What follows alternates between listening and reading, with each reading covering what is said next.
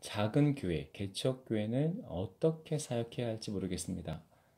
요새 코로나19 관련해서 언론에 자주 언급이 되는 상황입니다.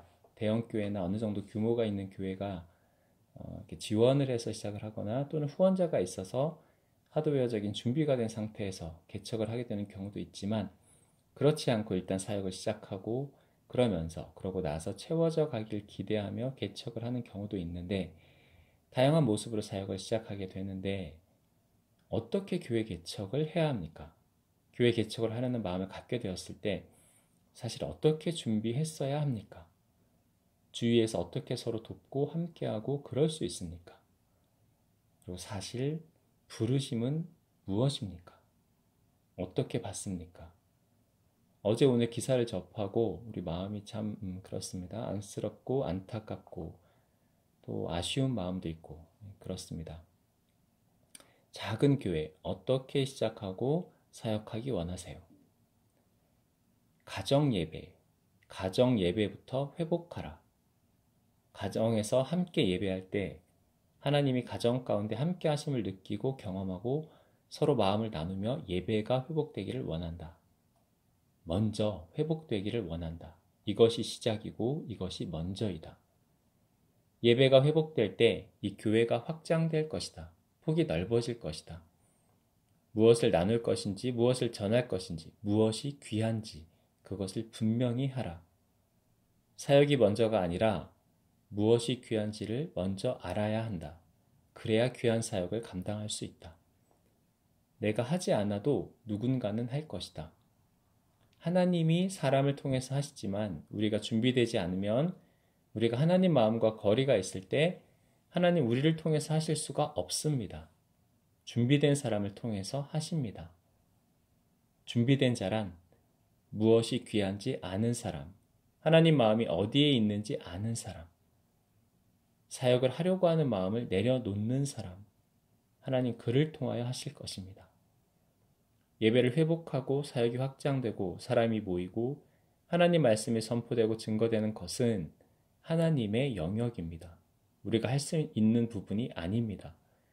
그러므로 우리가 하나님 주목해야 합니다. 하나님 안에 거해야 합니다.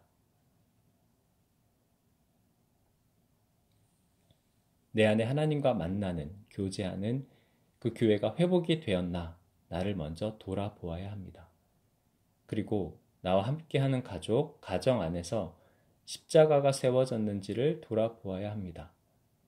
그리고 정말 전해야 할 것, 정말 귀한 것이 무엇인지, 하나님 마음이 어디에 있는지를 알게 될 때 자연스럽게 하나님께서 그를 통해서 사역을 시작하실 것입니다. 사역은 내가 할 수 없습니다. 내가 하는 것이 아닙니다.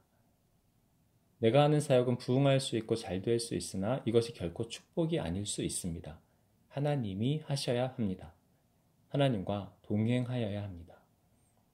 규모에 관계없이 하나님이 주신 마음이 있는지, 하나님이 이끄시는지, 하나님의 관점에서 지속되어야 할 교회가 세워지기 원합니다. 많이들 하나님이 부르셨다고 느끼고 그래서 뭔가 시작해야겠다고 생각하고 무언가 도전하고 하는 것일 텐데, 부르심은 어떻게 받는 것입니까? 부르심이란 무엇인가요? 우리가 부르심 받았다는 표현을 많이 하고 소명이 있냐고 묻기도 하고 그러는데, 우리가 흔히 하는 이 표현에 대해서도 주님의 조명을 구합니다. 부르심이란 무엇입니까? 부르심은 어떻게 받습니까? 어떻게 나를 부르신 것을 알 수 있습니까? 하나님의 자녀로 부르셨습니다. 누구도 예외 없이 우리 한 사람 한 사람을 아버지로 아들에게 부르시듯 자녀로 부르셨습니다. 전임 사역자로 부르심, 목회자로의 부르심, 특별하게 느껴질 수 있으나 전임이든 파트이든 그냥 평범한 한 사람이든 어디에 있든 하나님께서 우리를 그분의 자녀로 삼으시고 자녀로 부르셨음, 이것 이외에 다른 부르심은 없습니다. 하나님은 우리 한 사람 한 사람을 다 귀하게 보시고 특별하게 여기십니다. 특정 부르심이나 특별히 부름을 받았다라든가 나는 특별한 사역자라든가 이러한 영적인 우월감을 내리기 원하십니다.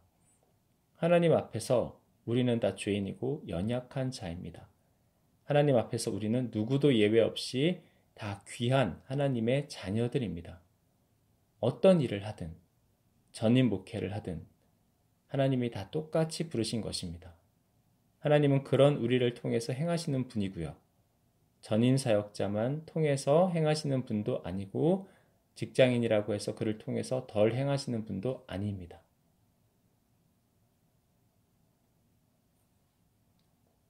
중요한 것은 내가 하나님 안에 있는가? 내가 하나님을 주목하고 있는가? 하나님 어떤 분이신지 아는가? 하나님 마음과 같이 행하는가? 내 아버지가 어떤 분이신지 아는가? 그것이 중요한 것입니다. 자녀로서 부르심이란 아버지가 어떤 분이신지 아는 것, 그분의 마음 함께하고 나누고 함께 기뻐하고 동행하는 것입니다. 내가 뭔가 거창한 사역을 하고 많은 일을 한다고 해서 하나님이 더 기뻐하시고 특별한 부르심이 아니라는 것입니다. 많은 사역자, 목회자들 가운데 특별한 부르심을 받았다라든가 그래서 나는 전임 사역자이므로 경제 활동은 할 수 없다라든가 이 일은 절대 안 된다라든가 제한을 두는 경우가 많습니다. 특권의식, 나의 의, 하나님 앞에 정결함, 순전함을 드리기 위해서 오히려 경제 활동을 할 수 있음에도 하지 않는 경우가 있습니다. 하나님께서 이것을 막으시고 못하게 하시는 경우, 이 경우를 제외하고 대부분의 경우는 관계없습니다. 내가 무슨 일을 하든지 꼭 전임 사역자로서가 아니더라도 얼마든지 하나님을 나를 통해서 하나님의 일을 하십니다. 목회자로 전임 사역자로 경제 활동을 하는 것에 대해서 죄책감을 느낄 필요가 전혀 없습니다. 오히려 일터에서 하나님 전할 수 있는 기회가 더 많습니다. 그리고 그들의 마음을 더 이해할 수 있고 중보할 수 있는 기회가 더 많은 것입니다. 교회 안에서 설교만으로, 성경 공부만으로 그들을 이해할 수 없고 그들에게 복음을 전할 수 없습니다. 세상에 그것이 전부가 아니기 때문에 목회자로서의 부르심, 전임 사역자로서의 부르심 이런 말보다는 하나님께서 이런 마음을 주셨다라든가 이렇게 인도하시는 것 같다라든가 이렇게 표현하는 것이 더 겸손한 표현이고 맞는 표현입니다. 관련해서 한국교회 하실 말씀을 나눠주세요. 목회자라는 특권의식이 교회를 망친 것이다. 교회 안에서도 목사라는 특권의식, 장로라는 특권의식, 누가 권사고 누가 집사고 말도 안 되는 것 가지고 우월감을 가집니다. 그것도 영적인 우월감. 영적인 것과 전혀 관계없는 것을 가지고 영적인 우월감을 가집니다. 교회를 경영하는 하나의 방식이 되어버렸습니다. 그리고 성도들은 그 안에 갇혀버린 것입니다. 하나님 마음이 어디에 있는지, 하나님 무엇을 기뻐하시는지 이것보다도 교회에서의 역할, 임무, 사람의 시선, 교회 안에서의 평판 이런 것에 더 관심을 가지기 시작합니다. 교회가 예배하는 곳이고 하나님을 만나는 곳이고 하나님을 알아가는 곳이어야 합니다. 이 외의 쓸데없는 프로그램, 모임, 축소되어야 합니다. 하나님이 안 기뻐하십니다. 예배당이 아니라 그냥 건물이 되어서는 안 됩니다. 그냥 사람을 모아놓은 곳이 되어서는 안 됩니다. 교회 안에 예배가 회복되어야 하고 하나님 임재가 있어야 합니다. 그래야 우리들이 변합니다. 성도들이 변합니다. 변화가, 회복이 하나님께로부터 오는 것임을 목회자들이 기억해야 합니다.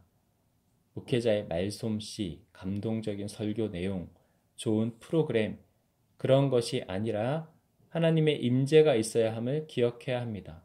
하나님께 집중하고 하나님께 주목하는 것, 이것을 방해하는 모든 것을 내리기 원합니다. 그치기 원합니다.